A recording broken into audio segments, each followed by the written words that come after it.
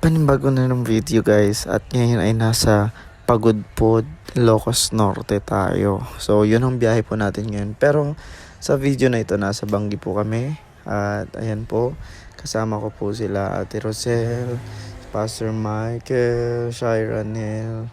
At nag-stop over muna kami dyan sa bayan kasi may bibilin lang kami saglit. At ang driver natin is si Zenon, tapos si Kriza ang kasama niya rin naman sa harap. At ayan na po. Ang una po nating destination ay dito sa Patapat Bridge. So, makikita nyo ulit dito guys, hindi ganun ka-crowded kasi hindi po ito Christmas holiday. So, ito po ay November. Ayan guys, at napakaganda po ng klima nung pagpasyal namin kasi hindi naman po siya ganun ka-gloomy yung weather. At wala, basta maganda, di ba? So, dito kitang-kita natin yung kahabaan ng Patapat Bridge, tapos itong karagatan at bundok po ng Cagayan. So, dito po maganda po yung hangin, very fresh, tapos yung hangin nagmumula sa dagat.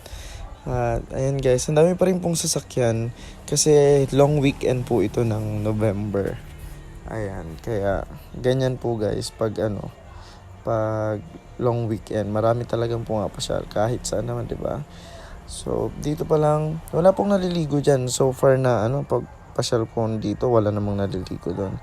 And saglit lang po kami diyan, picture tapos video ng konti. Tapos meron pong pinagdalan sa amin na parang hill siya. Hindi ko alam kung anong hill ang tawag dito. Pero ito po ay meron pong view na napakaganda pag narating po natin. Hindi po siya ganun kahaba. Ayan guys, saktong akyat lang to para sa mga bata.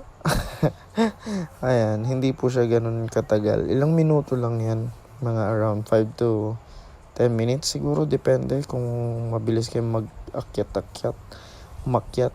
At ayan guys, may makikita po kayong windmill at ito yung heart shape na sinasabi nila ng dagat. Ayan, parang heart shape. Hindi yung heart shape na as in heart, pero yung ulo ng heart, yung dalawang ganon. Ayan, alam nyo na yan. Nakikita nyo naman sa picture. So, malakas din pong hangin dyan. At maluwang siya, may different area na makikita nyo po yung dagat sa magkabilaan. Kasi para lang po siyang maliit na hill. Then, next po natin ay dito sa Saud Beach na. Ayan, at dito na natin nilabas ang baon nating kanin, adobo, at kung anong niluto ni Kuya Mike. At ayan, napakaganda po ng beach dito. Ito po yung kabila ng Hanas. Ayan, so parang side to side ang beach po dito sa Pagudpod. So, noon din nakapunta ako dito pero ayan, long time ago. Estudyante pa lang ako sa Bible School. So, dito guys, maganda, blue din yung tubig. At dyan po nagpapahinga si Neil sa ilalim ng niyog. Ayan, tulog na tulog. And guys, di na po tayo nag-cottage dyan. Tamang kwentuhan lang sa ilalim ng niyog. At ayan si Ate Rosel, model ng kakanin. Shout out na rin natin si Ate Kriza, Ate Shira, Zenon, sa gilid, ayun. Si Kuya Michael. Ayan, so thank you po sa pagpasyal sa amin dito sa Pagudpod. Hanggang sa susunod muli.